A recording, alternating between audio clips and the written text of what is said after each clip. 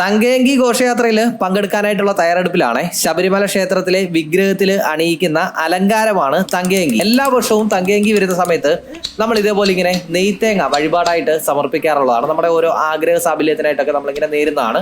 എല്ലാവരും ചെയ്യുന്ന ഒന്നാണ് ഇത്. കടയിൽ നിന്ന് നെയ്ത്തേങ്ങ മേടിച്ചിട്ട് അതിൽ നെയ്യ് നിറച്ച് അങ്കി വരുന്ന സമയത്ത് നമ്മളിത് വഴിപാടായിട്ട് നമ്മളത് അവിടെ സമർപ്പിക്കുകയാണ് ചെയ്യുന്നത്. ഇത്തവണ നമ്മുടെ വീടിനോട് ചേർന്ന് ചെറിയ രീതിയിൽ പുതിയതായിട്ട് ഒരു തങ്കയങ്കി സ്വീകരണം ഏർപ്പാട് ചെയ്തിട്ടുണ്ടായിരുന്നു. പുതിയതായിട്ട് ചെയ്തതായതുകൊണ്ട് തന്നെ അധികം ആളുകളൊന്നുമില്ലായിരുന്നു. അതുകൊണ്ട് തന്നെ നമുക്ക് നല്ല രീതിയിൽ അങ്കി വന്ന സമയത്ത് നിന്ന് കണ്ട് തൊഴാനും കാര്യങ്ങളൊക്കെ കഴിഞ്ഞു. സ്ഥിരമായിട്ട് തങ്കയങ്കി സ്വീകരണം ഏർപ്പാട് ചെയ്യുന്നിടത്ത് നല്ല ഭക്തജനത്തിരക്കായിരിക്കും അനുഭവപ്പെടുക.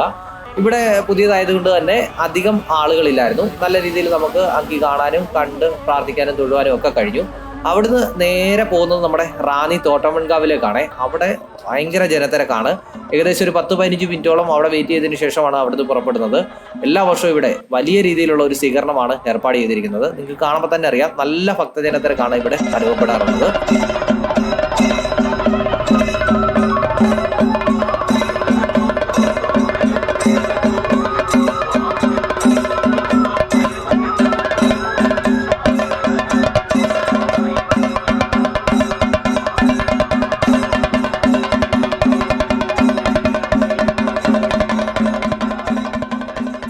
ഇവിടുന്ന് നേരെ പോകുന്നത് നമ്മുടെ റാന്നി പോലീസ് സ്റ്റേഷന്റെ ഭാഗത്തേക്കാണ്. അവിടെയും എല്ലാ വർഷവും ഇതേപോലെ ചെറിയ രീതിയിലുള്ള ഒരു തങ്കയങ്കി സ്വീകരണമൊക്കെ ഏർപ്പാട് ചെയ്തിട്ടുണ്ട്.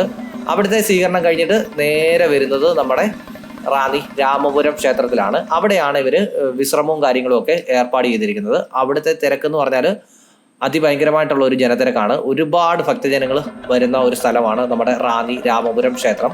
അവിടെ പറയെടുപ്പും കാര്യങ്ങളും ഒക്കെ കഴിഞ്ഞ് ഏകദേശം ഒരു 6 മണി 6:30 കൂടി ശേഷം മാത്രമേ ഇവർ ഇവിടുന്ന് പുറപ്പെടുകയുള്ളൂ. അവിടെ ഒരുപാട് വന്നു കഴിഞ്ഞാൽ ഒരുപാട് റോഡ് മൊത്തം ബ്ലോക്ക് ആകുന്ന രീതിയിൽ ഭക്തജനങ്ങൾ വന്ന് നിറയുന്ന ഒരു സ്ഥലമാണ് റാന്നി രാമപുരം ക്ഷേത്രം.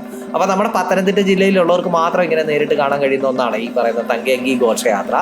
ഇതിന് ഇവിടുന്ന് നേരെ പോകുന്നത് ലാഹയ്ക്കാണ്. അവിടുന്ന് പിന്നീട് ശബരിമലയ്ക്കും. എല്ലാ വർഷവും നമ്മൾ ഇതേപോലെ തങ്കയങ്കി ഘോഷയാത്രയിൽ പങ്കെടുക്കാറുള്ളതാണ്. വഴിപാടായിട്ട് ഇതേപോലെ ഇങ്ങനെ നെയ്ത്തേങ്ങയും പലരും ഇതേപോലെ നെയ്ത്തേങ്ങയും കാര്യങ്ങളും ഒക്കെ സമർപ്പിക്കാറുണ്ട്. അപ്പം തങ്കയങ്കി ഘോഷയാത്രയുടെ ഈ ഒരു ചെറിയ വീഡിയോ ഇവിടെ അവസാനിപ്പിക്കുകയാണ്. മറ്റൊരു ദിവസം മറ്റൊരു ചെറിയ വീഡിയോ ആയിട്ട് നമുക്ക് വീണ്ടും കണ്ടുമുട്ടാം.